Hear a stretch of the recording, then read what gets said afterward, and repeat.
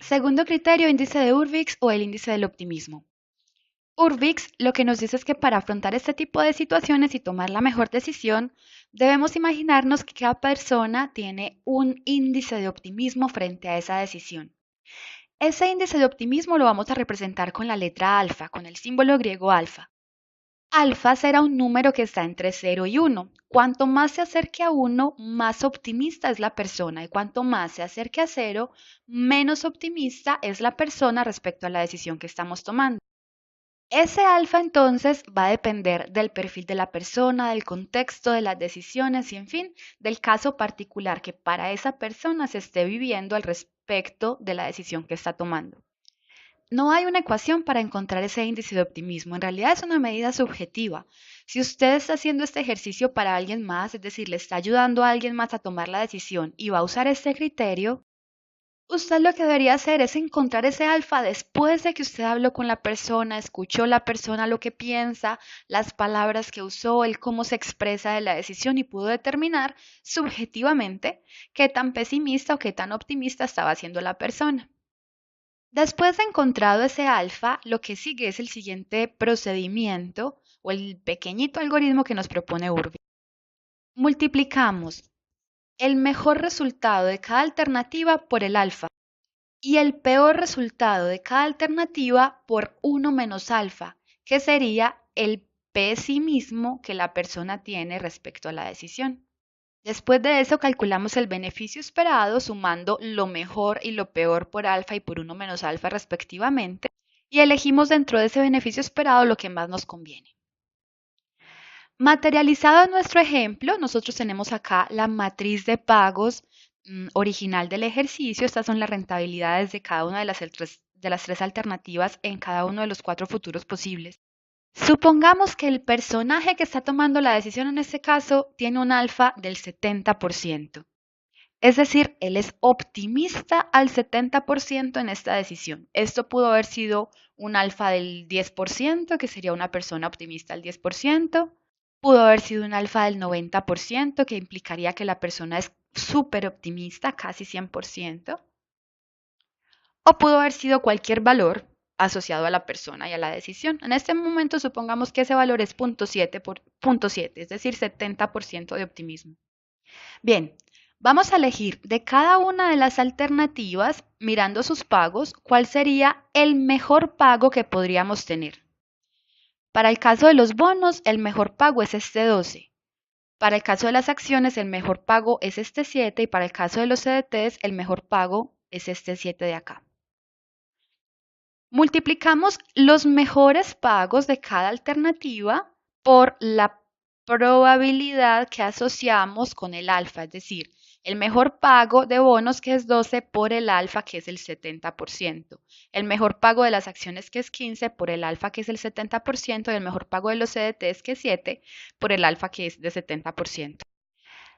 Luego construimos una columna buscando lo peor de cada alternativa.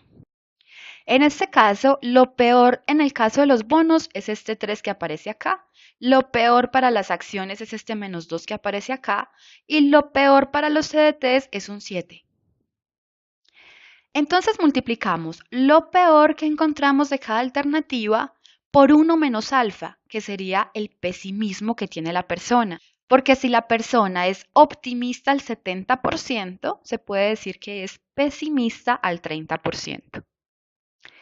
Después de que encontramos estas dos columnas, lo mejor por alfa y lo peor por 1 menos alfa, sumamos. ¿Qué sumamos estas dos columnas justamente? Entonces, encontramos que el beneficio esperado según Hurwitz para el caso de los bonos es la suma de estas dos columnas que me da 9.3.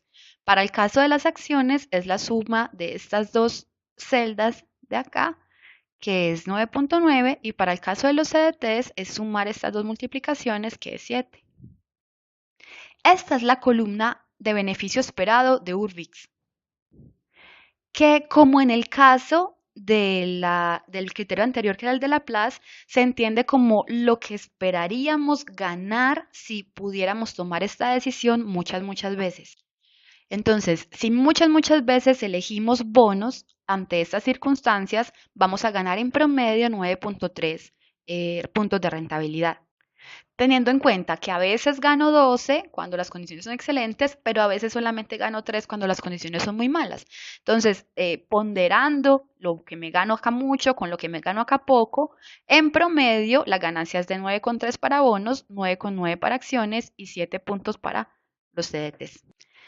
Una vez calculé el beneficio esperado, como toda persona racional, busco cuál es lo que más me conviene a mí. En este caso, el beneficio que más me conviene es 9,9 y tomo la decisión de invertir en acciones, esperando un beneficio de 9,9. ¿Qué habría pasado si la matriz no fuera de rentabilidades, sino que fuera de costos?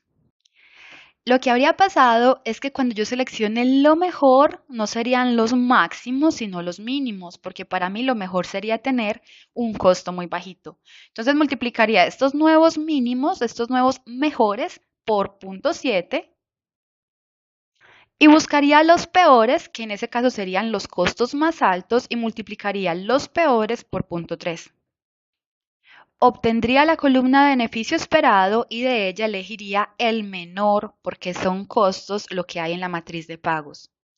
Por eso es importante que estos criterios los entendamos desde el punto de vista lo mejor y lo peor. A veces lo mejor va a ser lo más alto, en este caso, por ejemplo, y a veces lo peor va a ser lo más bajito, en este caso, por ejemplo. Pero otras veces lo mejor va a ser lo más bajito cuando lo que tenga por dentro sea algo que me perjudica como costos, como tiempos recorridos, como distancias recorridas, como esfuerzos. Y en ese caso lo peor sería lo más alto. Una vez tenga la columna de beneficio esperado, tengo que recordar para mí qué sería lo mejor. En este caso era lo más alto, porque lo que hay por dentro son rentabilidades. Pero lo mejor para mí pudo haber sido lo más bajito si lo que hubiese por dentro fueran costos. Entonces, según Urbix, lo mejor que tengo para hacer en este caso es elegir acciones. Es diferente a lo que me dijo Laplace. Laplace me había dicho que lo mejor eran bonos. Bien, dos criterios pueden llevar a dos decisiones diferentes.